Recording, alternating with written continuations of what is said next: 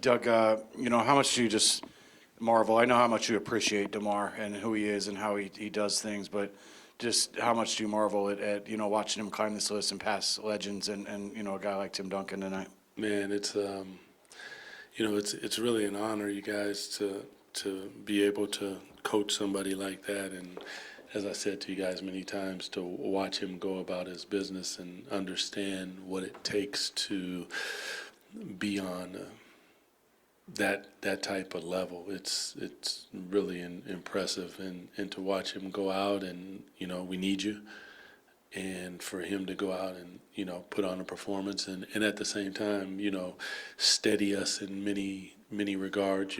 Guys are going, and then when we need to slow it down and get something, put the ball in his hands and allow him to make plays, high level, very high level stuff. Doug, Neek's been putting together a nice little stretch. Yeah. He was in here a second ago talking about his focus being, on other ways he can impact the game, maybe if he's not able to score. Can you just talk about his development in general, maybe seeing that from a younger player like him, what that maybe speaks to his character?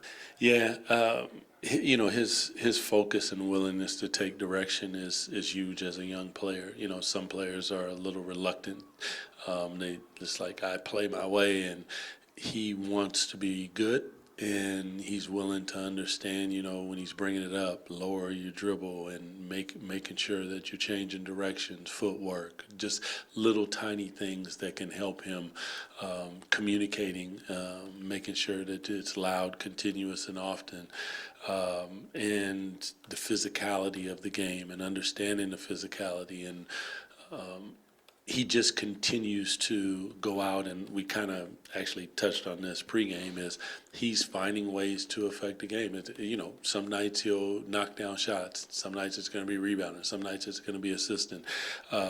He guarded everybody, from the point of attack to off ball to lock and trail, bumping cutters. Like, there's a world of learning, and he's open to it, and it's just mighty impressive to watch the kid continue to grow.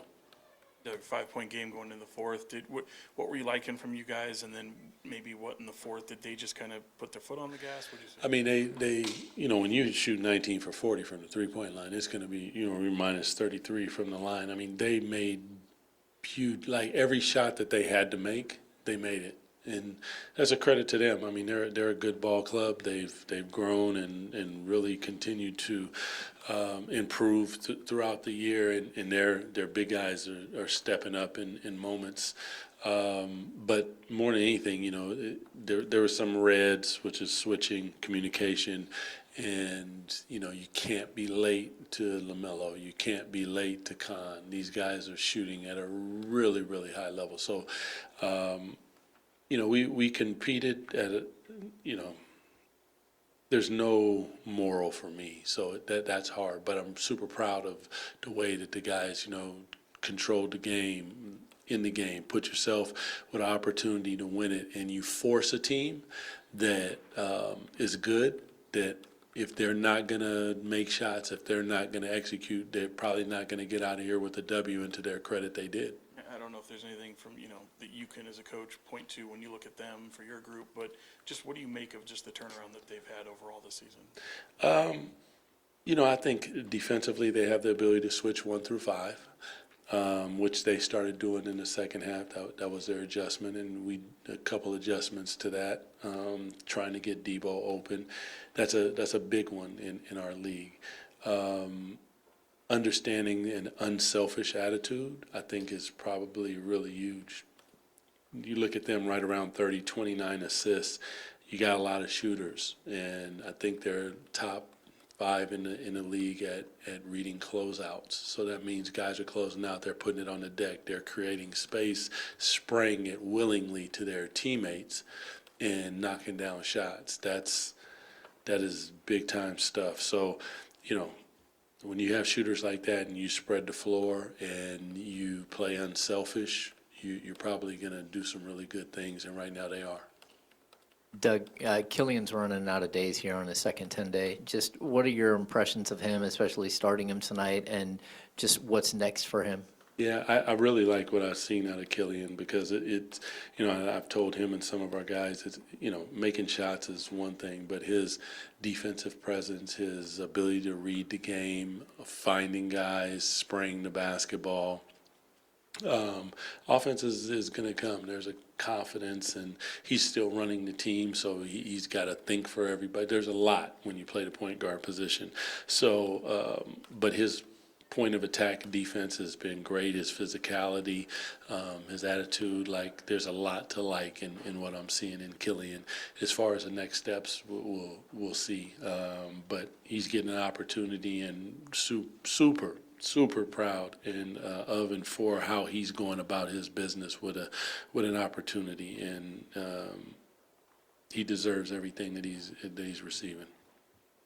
Doug, it's pretty obvious the impact on the younger guys that a DeMar DeRozan, a Russell Westbrook, Zach LaVine, these veterans have in terms of the leadership and how to be a pro.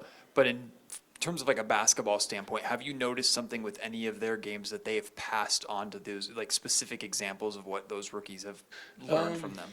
The other night, I told you guys that me and Russ and Max and I think LB, we were in the gym and we were talking about pick and rolls, and Max was coming up the floor and Russ stopped him and said, as you got to play the game. You just robotically running up the floor to set a pick and roll.